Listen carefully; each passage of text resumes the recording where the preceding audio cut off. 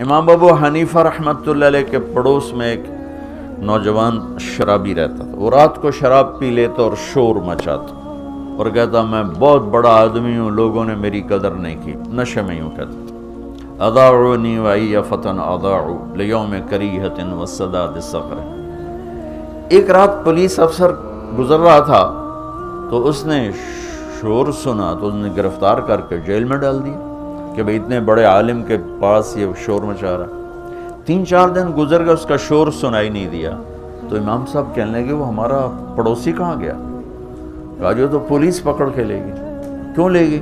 کہ وہ شراب کے نشے میں شور مچا رہا تھا تو انہوں نے آپ کی وجہ سے اس کو پکڑ کے ڈال دیا. صبح کا انتظار نہیں کیا, اسی وقت اٹھے اور اس پولیس افسر کے گھر پہنچ گئے. بھائی وہ میرے پڑوسی کو چھوڑ دو. کہا جی میں نے تو آپ کی وجہ سے پکڑا ہے, آپ اتنے بڑے عالم ہیں, آپ علمی کام کرتے ہیں, آپ کو میں خلل ڈالتا ہے. کہا نہیں بھائی تو میری وجہ سے پکڑا ہے تو میری وجہ سے چھوڑ دے. کہا جی میں چھوڑ دیتا ہوں. اس کو جیل سے نکال کر لائے. کہنے لگے کیوں بھائی تم کہا کرتے ہو نا میں بہت بڑا آدمی ہوں پر لوگوں نے میری کوئی قدر نہیں کی, تو میں نے تیری قدر کی ہے کہ نہیں کی؟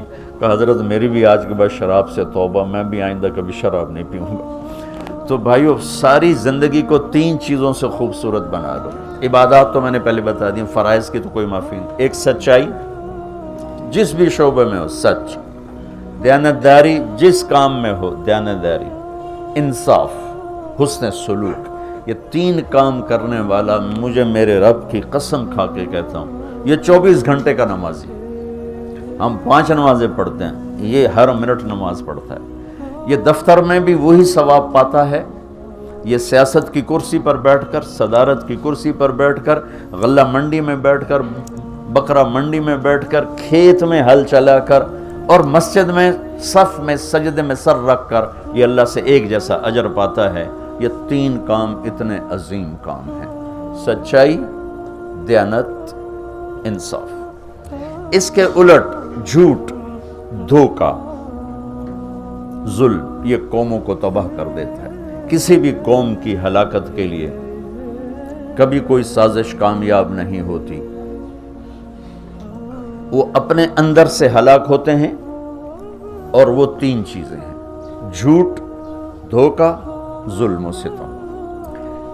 ایک فرد میں ہو, ایک قوم میں ہو, ایک ملک میں ہو, یہ برباد ہو جائیں گے. سچائی اور دیانت اور انصاف جس ملک میں, جس قوم میں, جس فرد, جس ادارے میں, اللہ اس کو عزت دے گا. جو سورج کی طرح چمکائے گا چاہے اللہ کا انکار کرتا.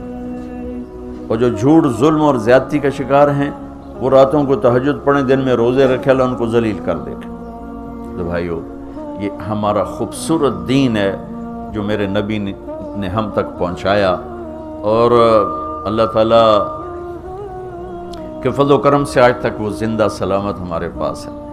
تو یہ تبلیغ اس کو سیکھنے کی ایک خوبصورت محنت ہے. اور اپنی 24 گھنٹے کی زندگی میں سچ کو زندہ کریں, دیانتداری کو زندہ کریں, حسن سلوک اور اچھے اخلاق کو زندہ کریں, تو اللہ تعالیٰ دنیا بھی بنا دے گا اور اللہ تعالیٰ آخرت بھی بنا دے گا.